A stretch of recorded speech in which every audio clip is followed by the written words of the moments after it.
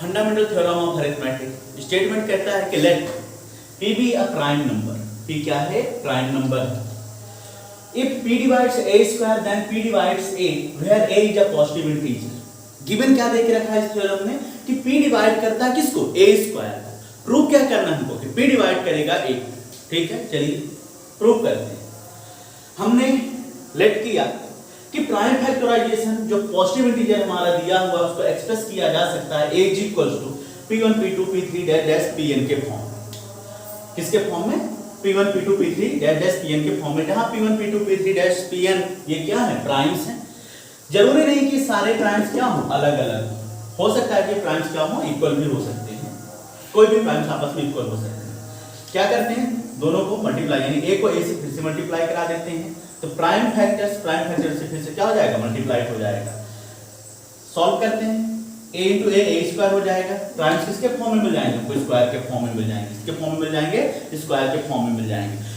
Given देके रखा हुआ है हमें कि हमने अभी क्या निकाला? a स्क्वायर के प्राइम फैक्टर निकाले। a स्क्वायर का prime factor p1 square p2 square p3 square dash pn square के फॉर्म में ही एक्सप्रेस किया जा सकता है। इसके अलावा किसी भी फॉर्म में एक्सप्रेस नहीं किया जा सकता है। तो गिवन देके रखा है कि a स्क्वायर p से डिविजिबल है। क्या दे रहा? a स्क्वायर p से डिविजिबल। अरे मैं कहूं कि 72 डिविजिबल है किससे? 3 से। तो जब 72 का फैक्टराइजेशन करेंगे तो 3 एज अ प्राइम फैक्टर आएगा किसका? 72 का। तभी पॉसिबल है कि 3 72 को डिवाइड करेगा जब 72 के फैक्टर्स में 3 हो। अगर 3 72 का फैक्टर नहीं है, प्राइम फैक्टराइजेशन में 3 नहीं आता है, तो 3 कभी भी 72 को डिवाइड नहीं कर सकता। एग्जांपल के लिए क्या 5 डिवाइड कर सकता 72? इम्पॉसिबल। इसको डिवाइड नहीं कर सकता। क्यों? क्योंकि 72 के फैक्टर में 5 नहीं आएगा। 72 के फैक्टर में 5 नहीं आएगा। ठीक है, यानी एक्सप्रेस करके भी देख लेते हैं थोड़ा सा। 72 इक्वल टू आप क्या लिख सकते हो? 2 इंटू 2 इंटू 2 इंटू 3 इंटू 3। अब हमने देखा 72 के जो प्राइम्स हैं 2 और 3, तो 72 केवल 2 और 3 से डिविजिबल होगा। 2 और 3 के अलावा किसी भी प्राइम से डिविजिबल नहीं होगा। किसी भी प्राइम से डिविजिबल नहीं होगा। कह रहा है कि p एक प्राइम है। p एक क्या है? प्राइम है। और अगर a स्क्वायर किसी प्राइम से डिविजिबल होता है, a स्क्वायर किसी प्राइम p से डिविजिबल है, तो bye fundamental theorem of arithmetic p one of the prime factor होगा किसका? a स्क्वायर का। p one of the prime factor होगा किसका? a स्क्वायर का। सो p is one of the p1 p2 p3 dash pn। कैसे? by uniqueness of fundamental theorem of arithmetic। since a को भी हमने एक्सप्रेस किया था, a को भी हमने किसके फॉर्म में एक्सप्रेस किया? p1 p2 p3 pn। और यहां हम कह रहे हैं कि p is one of the p1 p2 p3 dash pn के फॉर्म में है। यानी ये जो प्राइम है वो इनमें से ही एक है। अगर इनमें से एक है मतलब a का भी वो प्राइम फैक्टर है, तो वो फैक्टर a को भी क्या करेगा? डिवाइड करेगा। a को भी क्या करेगा? डिवाइड करेगा। प्रूव करते हैं √2 इज इर्रेशनल। √2 is irrational. हम एज्यूम करते हैं कैसे? जस्ट इसके अपोजिट। प्रूव क्या करना मुझे? इर्रेशनल। लेकिन मैं जस्ट इसका अपोजिट लेता हूं कि √2 इर्रेशनल नहीं, रेशनल है। √2 क्या है? रेशनल है। अगर ये रेशनल है तो रेशनल बोलता है भैया तुम मुझको बीच में क्यों लेके आए? तुमको प्रूव कराना था इर्रेशनल, तुम मुझको लेके आ गए। अगर √2 रेशनल है तो इसको p/q के फॉर्म में एक्सप्रेस होना पड़ेगा। इसको p/q के फॉर्म में एक्सप्रेस होना पड़ेगा। इफ √2 इज रेशनल, हमने जो लेट किया है, मतलब √2 इज इक्वल्स टू r/s के फॉर्म यानी p/q के फॉर्म में एक्सप्रेस होना पड़ेगा। Where r and s are integer and s is not equals to 0। ये किसकी कंडीशन है? रेशनल नंबर की कंडीशन। रेशनल नंबर कहता है अगर √2 को आपने रेशनल माना है तो √2 को एक्सप्रेस होना पड़ेगा किसके फॉर्म में? p/q के फॉर्म में। p/q का मतलब न्यूमरेटर अपॉन डिनोमिनेटर के फॉर्म में। हम दो इंटीजर लेते हैं r and s, जहां s 0 के इक्वल नहीं हो सकता है। किसकी कंडीशन? ये कंडीशन है रेशनल नंबर की। मान लेते हैं कि r और s में कोई कॉमन फैक्टर है। कोई कॉमन फैक्टर, जो भी कॉमन फैक्टर है उनसे हम r और s को डिवाइड करा देते हैं। डिवाइड कराने के बाद हमको दो इंटीजर मिलते हैं a एंड b। और वो इंटीजर्स ऐसे हैं जिनमें 1 के अलावा कुछ भी कॉमन फैक्टर नहीं है, ठीक है ना। क्या करते हैं, जो भी कॉमन फैक्टर्स हैं उन कॉमन फैक्टर से डिवाइड कराते हैं, तो हमें 2 फैक्टर मिलेंगे, 2 इंटीजर मिलेंगे a and b। a and b ऐसे इंटीजर्स हैं जिनमें 1 के अलावा कुछ भी कॉमन नहीं, यानी मैं लिख सकता हूं √2 is equals to a upon b, where a and b are co-prime, a and b are co-prime, a और b क्या है, co-prime। रीअरेंज करा लेते हैं, a एंड b co-prime मतलब 1 के अलावा इसमें कुछ भी कॉमन नहीं है, रीअरेंज कराते हैं, √2b is equals to a हो जाएगा, दोनों साइड का स्क्वायर करा देते हैं, ऑन स्क्वायरिंग बोथ साइड, तो √2b का whole square is equals to a का स्क्वायर, कितना हो जाएगा, अंडर रूट का स्क्वायर करोगे तो 2 आ जाएगा, और b का स्क्वायर b स्क्वायर होगा is equals to a square, तो a square is equals to आ गया 2 इंटू b इंटू b, यानी 2b स्क्वायर के फॉर्म में। इसका मतलब है a स्क्वायर डिविजिबल है किससे, 2, it means a square is divisible by 2, so a is also divisible by 2, किसके according, by fundamental theorem of arithmetic, जो अभी हमने पढ़ा कि a स्क्वायर एक्सप्रेस हो गया 2 इंटू बी इंटू बी, यानी a स्क्वायर 2b स्क्वायर के फॉर्म में है, यानी a स्क्वायर 2 इंटू बी के फॉर्म में एक्सप्रेस हो रहा है, यानी a स्क्वायर 2 से भी डिविजिबल है और b से भी डिविजिबल है, क्योंकि ये इसके फैक्टर है, a स्क्वायर के फैक्टर है 2 और b, यानी प्राइम्स हैं। अगर ये प्राइम्स हैं तो a स्क्वायर 2 से डिविजिबल है, और अगर a स्क्वायर 2 से डिविजिबल तो a भी किससे डिविजिबल होगा, 2 से डिविजिबल होगा, किसके according, fundamental theorem of arithmetic के अकॉर्डिंग, ठीक है। चलिए लेट करते हैं a is equals to 2c, जहां c क्या है, कोई integer, c is some integer, दोनों साइड का स्क्वायर करते हैं, या इसकी वैल्यू को सब्स्टिट्यूट करा देते हैं इक्वेशन नंबर फर्स्ट, इसको इक्वेशन नंबर फर्स्ट मानते हैं, a की वैल्यू को इसमें हम सब्स्टिट्यूट करा देते हैं, पुट करते हैं तो क्या हो जाएगा, 2b स्क्वायर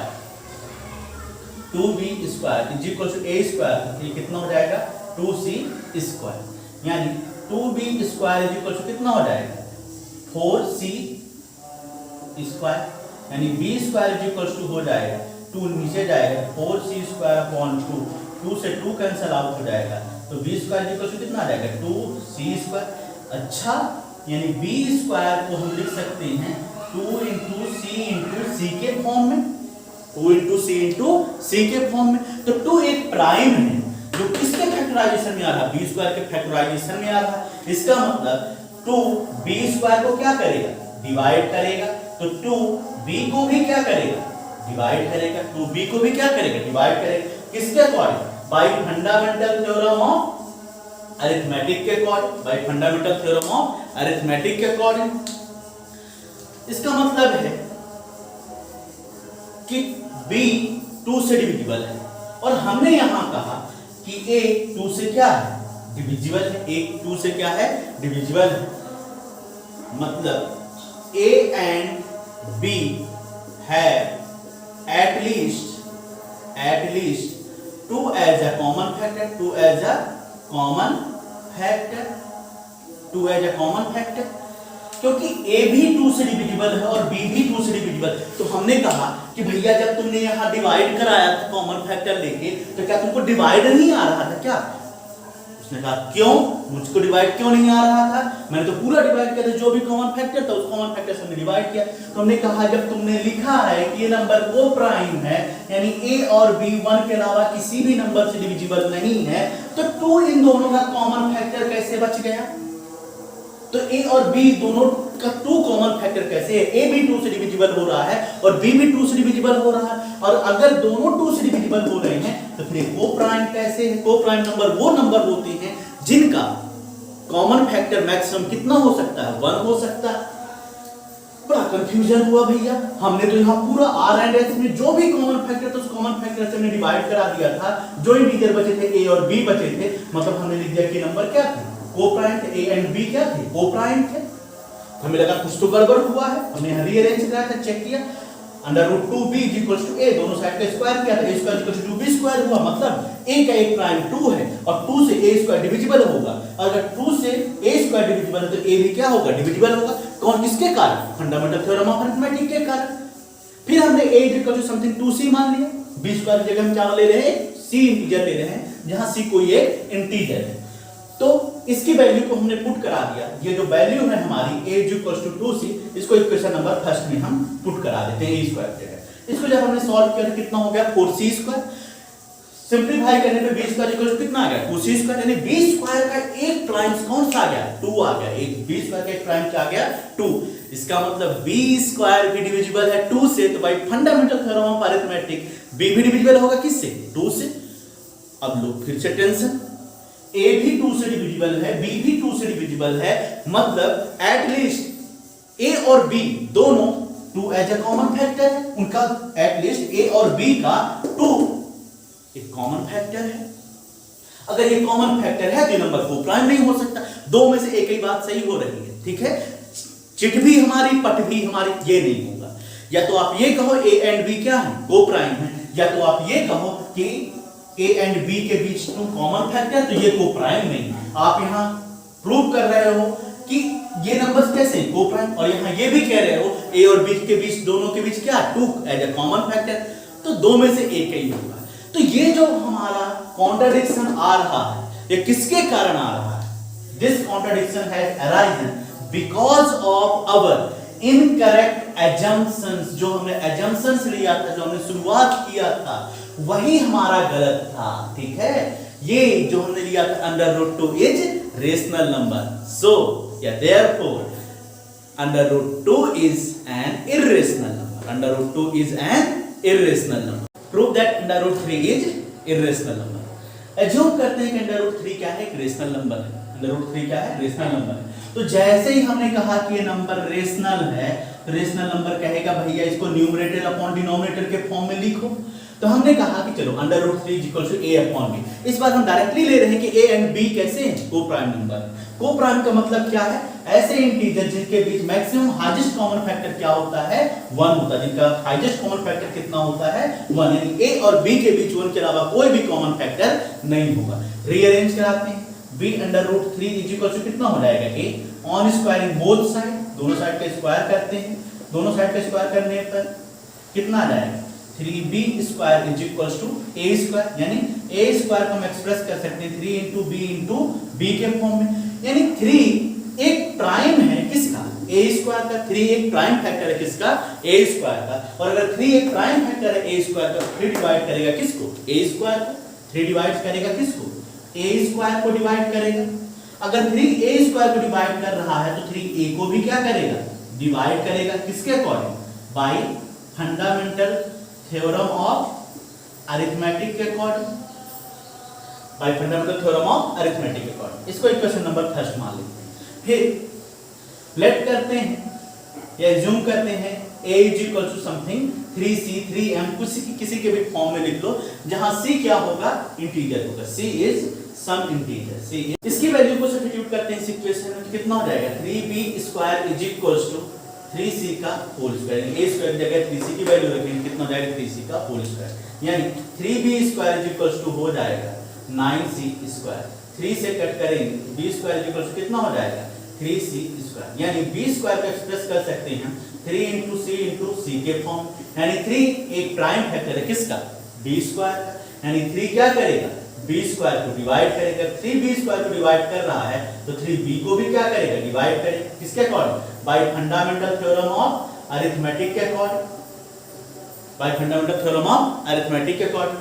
तो a भी 3 से डिविजिबल है और b भी क्या है? 3 से डिविजिबल है। इसका मतलब at least at least 3 as a common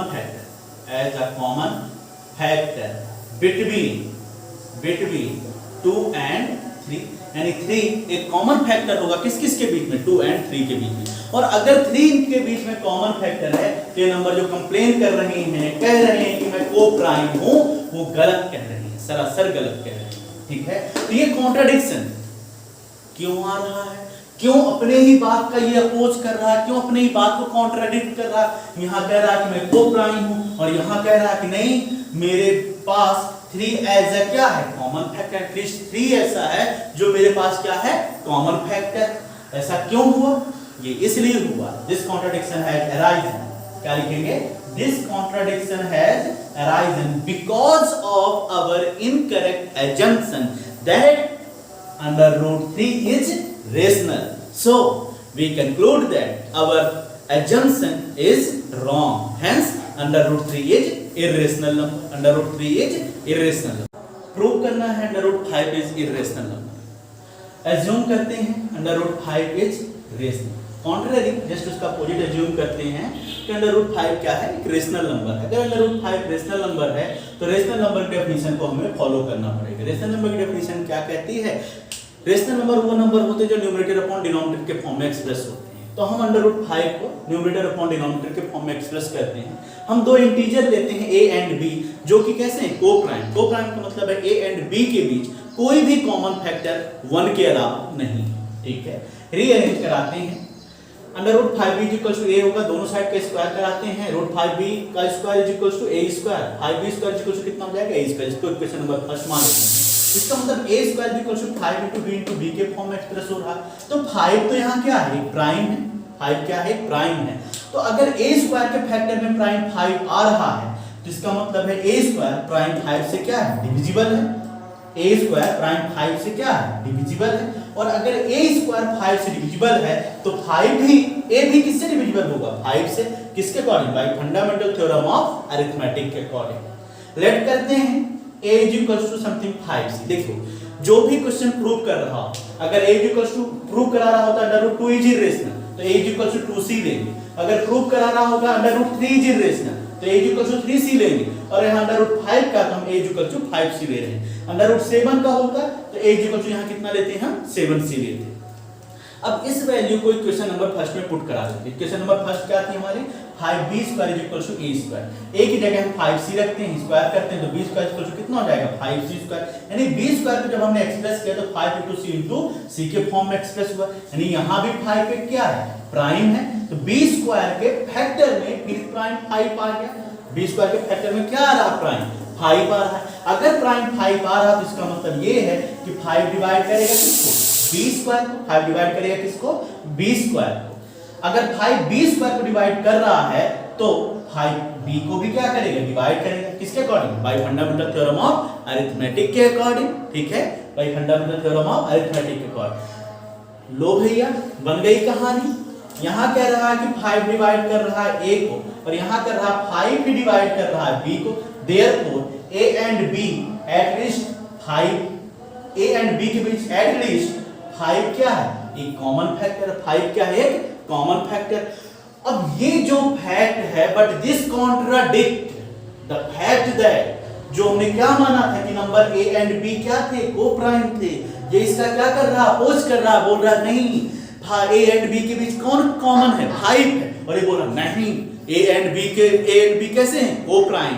ठीक है, a एंड b कैसे हैं, को प्राइम। ये कह रहा है a एंड b के अलावा, a एंड b में 1 के अलावा कोई भी कॉमन फैक्टर नहीं। गॉड प्रॉमिस, सच में कह रहा हूं, वो a और b के बीच कोई भी कॉमन फैक्टर नहीं, मतलब ये को प्राइम नंबर। बट यहां तो निकल के आ गया कि a एंड b के बीच 5 है, क्या है, कॉमन फैक्टर। कैसे, a भी 5 से डिवाइड हो रहा है, b भी 5 से डिवाइड हो रहा है। अब बताओ कहां गई गॉड प्रॉमिस। अभी कहता है भैया ये तो कॉन्ट्राडिक्ट कर रहा हमारे फैक्ट को, पता नहीं कैसे कॉन्ट्राडिक्शन आया। तो ये जो कॉन्ट्राडिक्शन आया वो इसलिए आया क्योंकि हमने जो एजम्पशन लिया था वो क्या था, बहुत ही गलत था, इनकरेक्ट नहीं था, बहुत ही गलत था, है ना। मतलब अंडर रूट 5 इज रेशनल। क्या लिया था हम लोगों ने, √5 इज रेशनल, हमने एज्यूम कर लिया। सो हम कंक्लूड करेंगे √5 is irrational number.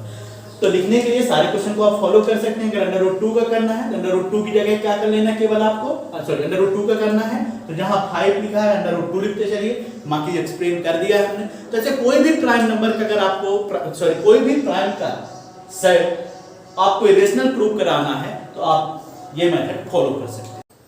Class 9th में हमने 2 चीजें पढ़ी थी।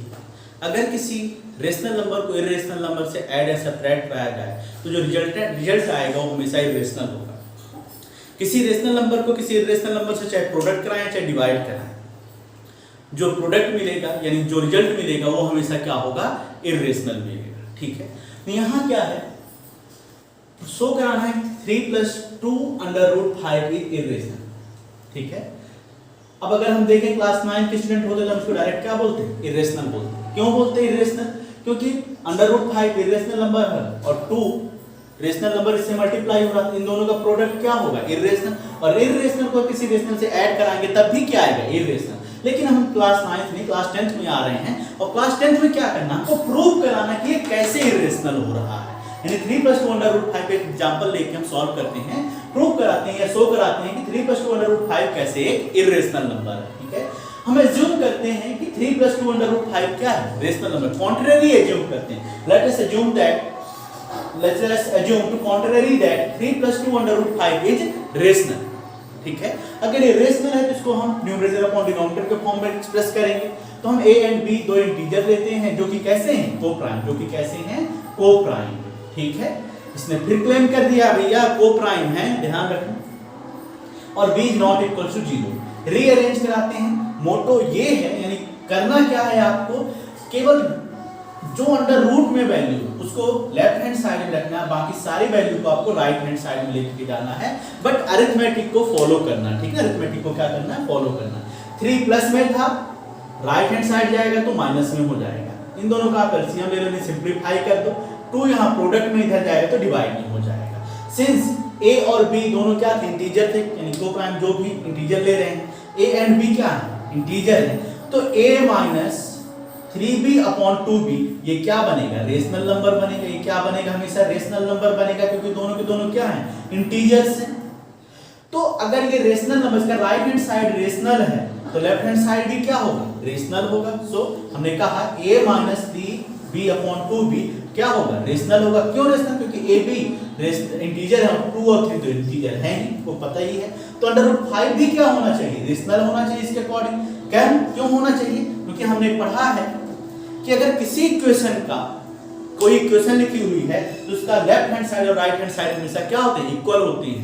यानी कोई इक्वेशन तभी फॉर्म की जा सकती है जब दोनों साइड की यूनिट भी सेम हो और क्वांटिटी भी सेम हो, तभी हम दोनों को इक्वल करा सकते हैं। तो अगर राइट हैंड साइड रेशनल है तो लेफ्ट हैंड साइड को भी क्या होना पड़ेगा, रेशनल होना पड़ेगा। ठीक है, अगर if one side of equation is rational then other side is also rational, ये कॉन्सेप्ट हम यूज कर रहे हैं। बट ये कॉन्ट्राडिक्ट कर रहा है हमारे फैक्ट को, जो कि हमने पढ़ के रखा कि √5 क्या है, इरेशनल नंबर है। ये हमारे कॉन्सेप्ट को यानी हमारे फैक्ट को क्या कर रहा है, कॉन्ट्राडिक्ट कर रहा है। हमने पढ़ के रखा √5 इरेशनल, लेकिन यहां से क्या दिख रहा है, अगर राइट हैंड साइड रेशनल तो लेफ्ट हैंड साइड भी क्या होनी चाहिए, रेशनल होनी चाहिए। तो यहां √5 रेशनल बन रहा है, लेकिन हमने पढ़ा कि √5 क्या है, इरेशनल नंबर। तो ये कॉन्ट्राडिक्शन राइज क्यों हो रहा है, ये कॉन्ट्रडिक्शन इसलिए राइज हो रहा है क्योंकि जो हमारा assumptions है वो क्या है, इनकरेक्ट। assumptions क्या है, incorrect. So we conclude that 3 + 2 √5 is irrational. So करना है 6 + √2 क्या है, irrational number. Let us assume करते हैं कि 6 + √2 क्या है, एक रेशनल नंबर। 6 + √2 क्या है, एक रेशनल नंबर है। ठीक है, अगर रेशनल नंबर है तो न्यूमरेटर अपॉन डिनोमिनेटर के फॉर्म में एक्सप्रेस करेंगे। तो 6 + √2 = a/b हो जाएगा, जहां a एंड b को हम को-प्राइम मान रहे हैं। रीअरेंज कराते हैं, रीअरेंज कराने पे कितना जाएगा, √2 = a - 6b/b आ जाएगा। सिंस a b दोनों क्या है, इंटीजर है, सिंस a एंड b क्या है, इंटीजर है, a एंड b क्या है, इंटीजर है, तो a - 6b/b क्या होगा, रेशनल नंबर। अगर इसका right hand side rational number है तो लेफ्ट हैंड साइड भी क्या होना चाहिए, रेशनल नंबर होना चाहिए। तो अगर a/b लिखने चाहिए, a - 6 भी लिखेंगे। अगर ये रेशनल है तो √2 भी क्या होना चाहिए, रेशनल होना चाहिए। बट ये कॉन्ट्राडिक्ट कर रहा है हमारे फैक्ट को कि √2 क्या है, किस फैक्ट को कॉन्ट्राडिक्ट कर रहा है? हमने पढ़ा है कि अंडर रूट 2 तो एक इर्रेशनल नंबर है, और यहाँ ये कह रहा है कि अंडर रूट 2 क्या है? रेशनल नंबर है। तो ये कॉन्ट्राडिक्शन आया ही क्यों? हमने पढ़ा है कि अंडर रूट 2 इर्रेशनल, हम प्रूव कर चुके हैं अंडर रूट 2 क्या है? इर्रेशनल। लेकिन यहाँ क्या रहा? अंडर रूट 2 क्या है? रेशनल। ये कॉन्ट्राडिक्शन क्यों अराइज हो रहा है? क्योंकि हमारा जो assumptions है वो क्या है? इनकरेक्ट। assumptions क्या है? Incorrect. So that 7 under root 5 is irrational. Assume करते हैं 7 under root 5 क्या होगा? रेशनल होगा। अगर रेशनल है तो न्यूमरेटर अपॉन डिनोमिनेटर के फॉर्म में एक्सप्रेस करेंगे। तो 7 under root 5 is equals to a upon b हो जाएगा। रीअरेंज कराते हैं, अंडर रूट 5 को लेफ्ट हैंड साइड, रूट की वैल्यू को लेफ्ट साइड में रखेंगे, बाकी सारी वैल्यू को हम राइट हैंड साइड में लेके आएंगे। सिंस a एंड b दोनों क्या हैं? इंटीजर, तो a upon 7b क्या होना चाहिए? रेशनल होना चाहिए। a upon 7b क्या होगा? रेशनल होगा। और अगर इसका लेफ्ट हैंड साइड रेशनल तो राइट हैंड साइड को भी क्या होना पड़ेगा? रेशनल होना पड़ेगा। बट ये कॉन्ट्राडिक्ट कर रहा है हमारे फैक्ट को, जो कि हमने पढ़ा है कि अंडर रूट 5 क्या है? इर्रेशनल। अंडर रूट 5 क्या है? इर्रेशनल। इस फैक्ट को ये क्या कर रहा है? कॉन्ट्राडिक्ट कर रहा है, इसका अपोज कर रहा है। तो ये कॉन्ट्राडिक्शन आ ही क्यों आ रहा है? ये जो अपोज हो रहा है, यानी जो विरोधाभास हो रहा है, ये आ क्यों रहा है? इसका कारण ये है जो हमने assumptions लिया है कि ये नंबर क्या है? रेशनल नंबर है, वो क्या है? इनकरेक्ट है। सो कंक्लूड करेंगे कि 7 अंडर रूट 5 क्या है? 7 अंडर रूट 5 हमारा इर्रेशनल नंबर। 7 अंडर रूट 5 क्या है? Irrational number. तो रियल नंबर का लास्ट टाइप ऑफ क्वेश्चन हम लोग सॉल्व करने जा रहे हैं, जिस क्वेश्चन में हमें शो कराना है कि किसी भी नंबर को अगर पावर के फॉर्म में दिया हो और क्वेश्चन पूछ रहा हो कि क्या कोई नंबर एंड होगा डिजिट 0 से, या कभी कभी क्वेश्चन में 0 के अलावा 5 भी पूछ सकता है। 0 एंड 5, 0 या 5 से एंड होगा।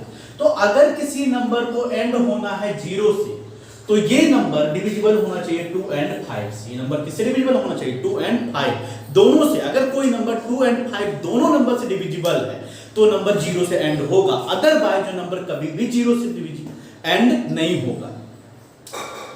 मतलब 2 एंड 5 से डिविजिबल होने का मतलब अभी हमने पढ़ा फंडामेंटल थ्योरम ऑफ अरिथमेटिक में कि अगर कोई नंबर किसी प्राइम से डिविजिबल होता है तो इसका मतलब ये है कि वो नंबर उन प्राइम्स को अपने फैक्टर्स के फॉर्म में कंटेन्स करेगा। तो किसी भी नंबर को एंड होने के लिए 0 से उसके पास 2 and 5 as a prime factor होने चाहिए। क्वेश्चन दे सकता है check whether 4 to the power n, 6 to the power n, 8 to the power n, 12 to the power n, dash dash जितने भी पावर n देना हो देता रहे, आपको उससे टेंशन नहीं लेनी है, ठीक है ना। एक साथ सारे क्वेश्चन को सॉल्व करते हैं। कैन एंड विथ डिजिट 0, कभी कभी बोलता नहीं कैन एंड विथ डिजिट 5, तो भैया चाहे 0 से करवा लो चाहे 5 से करवा लो, हमको कोई फर्क नहीं पड़ने वाला है, ठीक है ना। तो पहले हम 0 का केस देखेंगे फिर 5 का भी केस देखेंगे। 5 के लिए क्वेश्चन आता है 12 टू द पावर n में पूछा करता है कि check whether 12 to the power n can end with digit 0 और 5, डिजिट 5, ठीक है ना, for any natural number n। बहुत बच्चों को यही नहीं पता होता है कि लास्ट में नेचुरल नंबर क्यों दिया हुआ होता है, ठीक है ना। नेचुरल नंबर n, अरे भैया अगर नेचुरल नंबर नहीं दिया, अगर उसने सिर्फ इंटीजर बोला तो इंटीजर में 0 भी आएगा, जो कि होल नंबर में भी आता है। तो अगर किसी की पावर 0 रख दोगे तो नंबर क्या बन जाएगा? 1 हो जाएगा। और 1 कभी 0 से एंड होगा नहीं, इसलिए नेचुरल नंबर कितना यहाँ क्या दिया होता है कि n क्या है यहाँ नेचुरल नंबर, यानी आप 0 नहीं ले सकते n को। हमें चेक करना है कि 4 टू द पावर n क्या 0 से एंड होता है या नहीं। तो हम 4 टू द पावर n का फैक्टराइजेशन करेंगे सबसे पहले। चलो फैक्टराइज करते हैं। 4 टू द पावर n को कितना है? 4 का फैक्टराइजेशन 2 into 2 है, पावर n है तो पावर n लगा देंगे। रीअरेंज करते हैं 2 की पावर 2 होल पावर m, हमने पढ़ा था a की power m whole power n is equal to a की पावर m into n होता है। मल्टीप्लाई करा देते हैं, 2 की पावर 2 n हो जाएगा, 2 into n, यानी 4 टू द पावर n का जो प्राइम फैक्टराइजेशन है वो 2 की पावर 2n है, 2 की पावर 2n, यानी 4 टू द पावर n के प्राइम फैक्टराइजेशन में केवल और केवल 2 प्राइम फैक्टर। और इसकी गारंटी कौन लेता है? फंडामेंटल थ्योरम ऑफ अरिथमेटिक लेता है, ठीक है, कि 4 टू द पावर n में केवल एक प्राइम आएगा 2, उसके अलावा कोई भी primes 4 to the power n contains नहीं करेगा। अगर ऐसी बात है तो by uniqueness of fundamental theorem of arithmetic guarantees that uniqueness uniqueness of fundamental theorem of arithmetic guarantee देती है कि 4 टू द पावर n कभी भी एंड नहीं हो सकता डिजिट 0 से। क्यों? क्योंकि इसके फैक्टराइजेशन में केवल only 2 as a prime factor है, 2 एज अ प्राइम फैक्टर है, इसमें 5 प्राइम फैक्टर नहीं। हमने कहा किसी नंबर को 0 से एंड होने के लिए 2 एंड 5 दोनों कैसे होने चाहिए? एज अ प्राइम फैक्टर होने चाहिए। But 4 to the power n में केवल 2 एज अ प्राइम फैक्टर है। तो uniqueness of fundamental theorem of arithmetic guarantee देती है कि 4 टू द पावर n कभी भी 0 से एंड नहीं हो सकता, चाहे आप 4 टू द पावर 1000 कर दीजिए, अच्छा 4 टू द पावर 4 कर दीजिए, अच्छा 4 टू द पावर 2 करिए, चाहे 4 टू द पावर 3 करिए, कुछ भी करिए कभी भी 0 से एंड नहीं होगा। चेक करते हैं 6 to the power n, simple factorization करेंगे, 2 into 3 पावर n, 2 की पावर n into 3 की पावर n, यानी bye fundamental theorem of arithmetic कहती है कि 6 के पास दो फैक्टर्स, दो प्राइम्स, 2 and 3 दो प्राइम, ठीक है। 2 and 3 के अलावा कोई दूसरा प्राइम नहीं हो सकता, ये फंडामेंटल थ्योरम ऑफ अरिथमेटिक कहती है। यानी 6 टू द पावर n के केवल दो प्राइम, एक 2 है और एक 3 है। 2 और 3 के अलावा कोई भी प्राइम इसके पास नहीं है।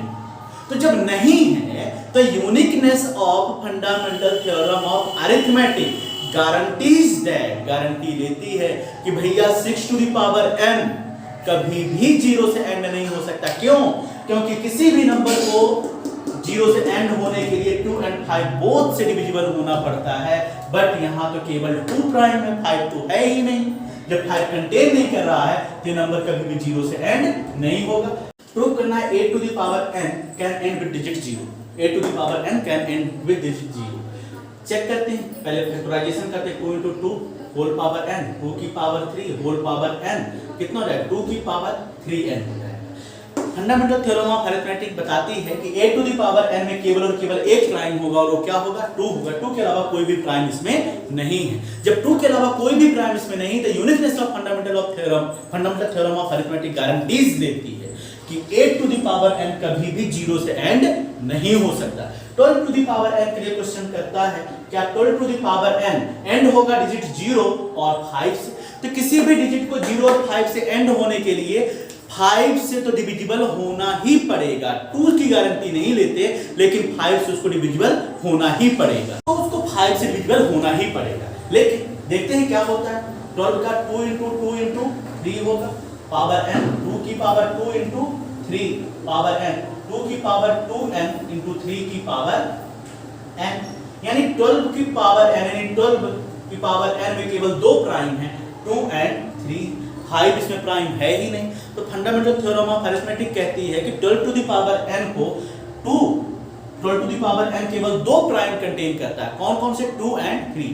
जब 2 and 3 कंटेन्स करता है तो uniqueness of fundamental theorem of arithmetic guarantee देती है कि 12 टू द पावर n कभी भी एंड नहीं हो सकता, ना तो डिजिट 0 से और ना ही डिजिट 5 से।